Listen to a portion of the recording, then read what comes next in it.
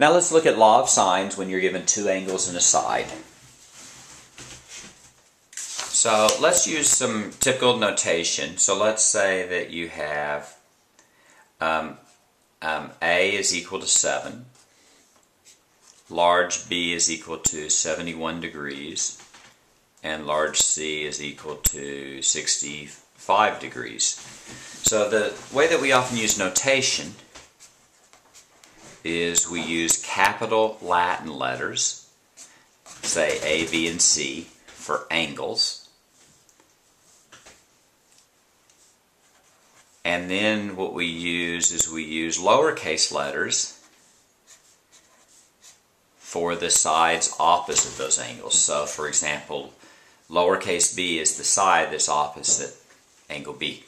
So if we notice here, what I often do is I draw a triangle, and I don't worry necessarily about what the shape is, I'm just trying to organize my thoughts. Here I have A is equal to 7, so this is angle A, then the side A is here.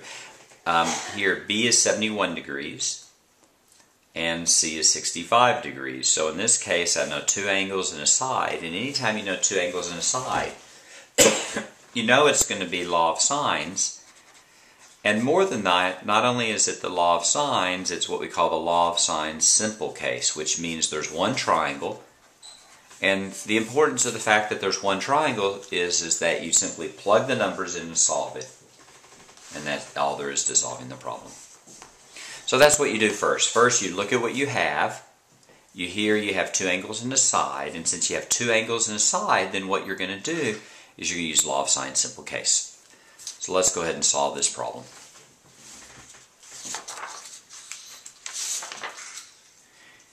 The law of sines is the side A over sine of A.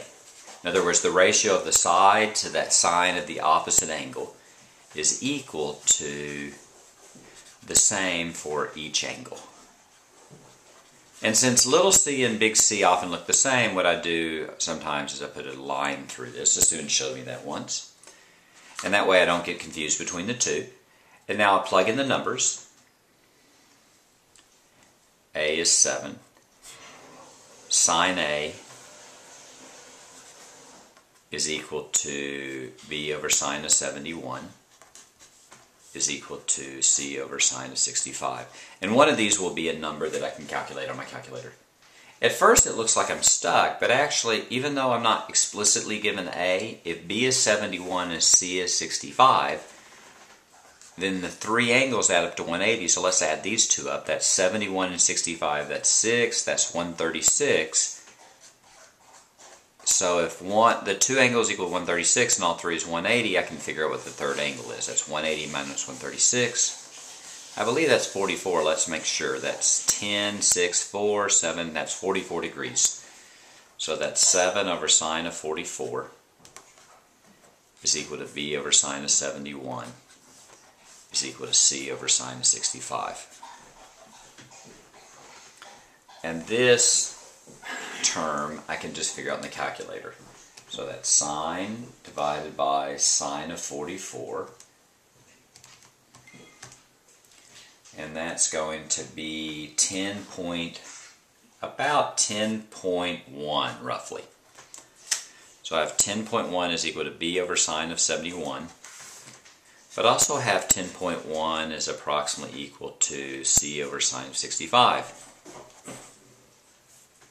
So all I do is I take this particular relationship where you have three ratios are equal and split into two parts. I'm going to move these up just so I have more room.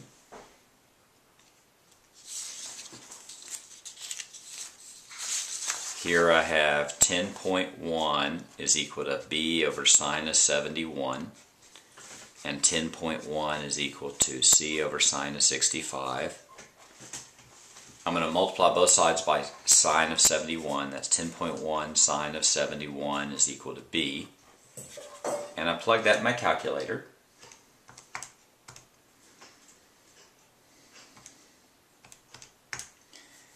And I get 9.54, roughly. Actually, 9.55 is a better approximation. Here I multiply both sides by sine of 65.